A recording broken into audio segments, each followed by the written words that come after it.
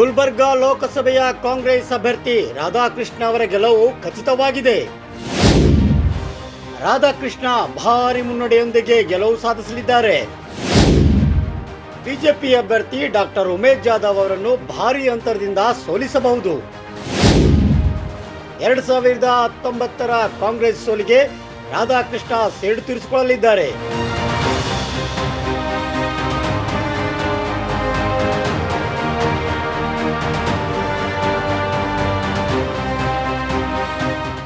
ಎರಡು 2019ರ ಪರಿಸ್ಥಿತಿಗಿಂತ ಈ ಬಾರಿಯ ಪರಿಸ್ಥಿತಿ ಸಂಪೂರ್ಣ ಭಿನ್ನವಾಗಿರುವ ಕಾರಣ ನಾವು ಹೀಗೆ ಹೇಳುತ್ತಿದ್ದೇವೆ.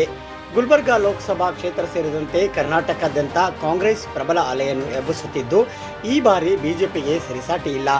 ಗುಲ್ಬರ್ಗಾ ಲೋಕಸಭಾ ಕ್ಷೇತ್ರದ ವ್ಯಾಪ್ತಿಯ 8 ವಿಧಾನಸಭಾ ಕ್ಷೇತ್ರಗಳ ಪೈಕಿ 6 ಕಾಂಗ್ರೆಸ್ ವಶದಲ್ಲಿದ್ದರೆ, ಗುಲ್ಬರ್ಗಾ ಗ್ರಾಮಾಂತರದಲ್ಲಿ ಕೇವಲ 1 ಸ್ಥಾನ ಬಿಜೆಪಿಯದ್ದಾಗಿದೆ. ಗುರ್ಮಿಟ್ಕಲ್ 1 ಜೆಡಿಎಸ್ ವಶದಲ್ಲಿದೆ. ಕಾಂಗ್ರೆಸ್ ಗೆದ್ದಿರುವ 6 ವಿಧಾನಸಭಾ ಸ್ಥಾನಗಳಲ್ಲಿ ಬಿಜೆಪಿ ಶೂನ್ಯ.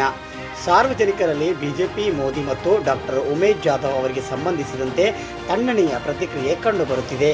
ಇಡೀ ಕ್ಷೇತ್ರದಲ್ಲಿ ಡಾಕ್ಟರ್ ಉಮೇಶ್ ಜಾಧವ್ಗೆ ಸಂಬಂಧಿಸಿದಂತೆ ಆಡಳಿತ ವಿರೋಧಿ ಅಲೆ ಕಂಡುಬರುತ್ತಿದೆ. ಡಾಕ್ಟರ್ ಉಮೇಶ್ ಜಾಧವ್ ಅವರ ಕಾರ್ಯವೈಖರಿಗೆ ಜನರು ಸಿಟ್ಟಾಗಿದ್ದಾರೆ. ಇದರಿಂದ ಇಡೀ ಕ್ಷೇತ್ರದಲ್ಲಿ ಬಿಜೆಪಿ ಕಾರ್ಯಕರ್ತರ ನೈತಿಕತೆಯು ಕಡಿಮೆಯಾಗಿದೆ. 6 ಕಾಂಗ್ರೆಸ್ ಶಾಸಕರು ತಮ್ಮ ಕ್ಷೇತ್ರಗಳಲ್ಲಿ ಭರ್ಜರಿ ಕೆಲಸ ಮಾಡುತ್ತಿದ್ದಾರೆ. ಎಲ್ಲ 6 ಕಾಂಗ್ರೆಸ್ ಶಾಸಕರು ಈ ಬಾರಿ ತಮ್ಮ ತಮ್ಮ ಕ್ಷೇತ್ರಗಳಲ್ಲಿ ಮುನ್ನಡೆ ತರಲು ತಮ್ಮ ಎಲ್ಲ ಶಕ್ತಿಯನ್ನು ಹಾಕುತ್ತಿದ್ದಾರೆ. ತಳಮಟ್ಟದಲ್ಲಿ ಯೋಜನೆ ಮಾಡಲಾಗುತ್ತಿದೆ.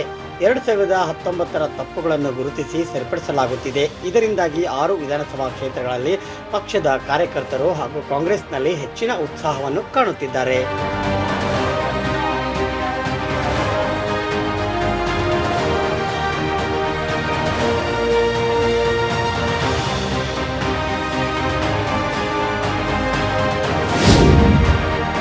ಎಂಟು ವಿಧಾನಸಭಾ ಕ್ಷೇತ್ರಗಳ ಪೈಕಿ 7ರಲ್ಲಿ ಕಾಂಗ್ರೆಸ್ ಮುನ್ನಡೆ ಸಾಧಿಸುತ್ತಿದೆ. ಈ ಬಾರಿ ಚಿತಾಪುರ್, ಅಫ್ಜಲ್ಪುರ್, ಜೇವರ್ಗಿ ಮತ್ತು ಗುಲ್ಬರ್ಗಾ ದಕ್ಷಿಣ ವಿಧಾನಸಭಾ ಕ್ಷೇತ್ರಗಳಲ್ಲಿ ಕಾಂಗ್ರೆಸ್ ಮುನ್ನಡೆ ಸಾಧಿಸಿದೆ. ಜೆಡಿಎಸ್ ವಿಧಾನಸಭಾ ಕ್ಷೇತ್ರವಾದ ಗುರುಮಿಟ್ಕಲ್ನಲ್ಲಿ ಈ ಬಾರಿಯೂ ಕಾಂಗ್ರೆಸ್ ಮುನ್ನಡೆ ಸಾಧಿಸುತ್ತಿದೆ. ಸೇಡಂ ಮತ್ತು ಗುಲ್ಬರ್ಗಾ ಉತ್ತರ ವಲಯದಲ್ಲಿ ಕಳೆದ ಬಾರಿಗೆ ಹೋಲಿಸಿದರೆ ಈ ಬಾರಿ ಮುನ್ನಡೆಯಲ್ಲಿ ಸಾಧಿಸಬಹುದು. ಗುಲ್ಬರ್ಗಾ ಗ್ರಾಮಾಂತರದಲ್ಲಿ ಮಾತ್ರ ಕಾಂಗ್ರೆಸ್ ಮತ್ತು ಬಿಜೆಪಿ ನಡುವೆ ನೇರ ಹಣಾಹಣಿ ಇದೆ.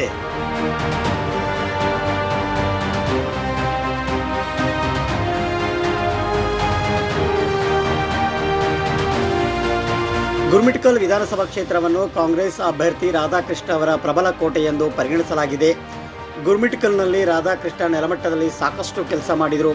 ಹಾಗಾಗಿ ಗುರ್ಮಿಟ್ಕಲ್ನ ಮತದಾರರಿಗೆ ಆರ್ಕೆ ಹೆಸರು ಮುಖ್ಯ ಹೊಸದಲ್ಲ.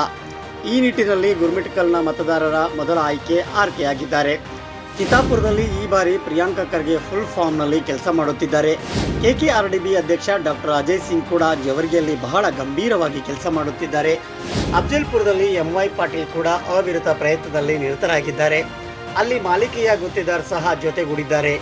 ಗುಲ್ಬರ್ಗಾ ದಕ್ಷಿಣದಲ್ಲಿ ಅಲ್ಲಂಪ್ರಭು ಪಾಟೀಲ್ ಅವರು ತಮ್ಮ ನಿಷ್ಠೆ ಮತ್ತು ರಾಜಕೀಯ ಭವಿಷ್ಯಕ್ಕಾಗಿ ಹಗಲಿರುಳು ಶ್ರಮಿಸುತ್ತಿದ್ದಾರೆ.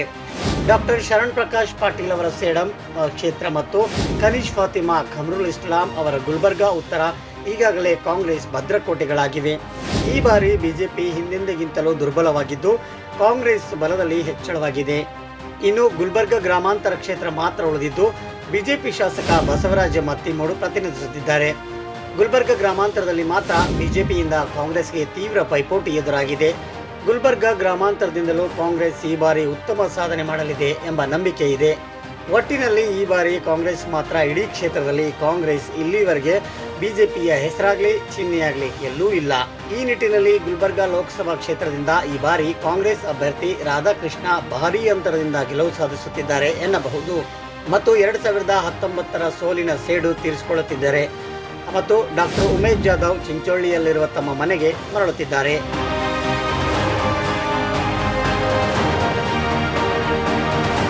Twenty 24 election news, Kalaburagi.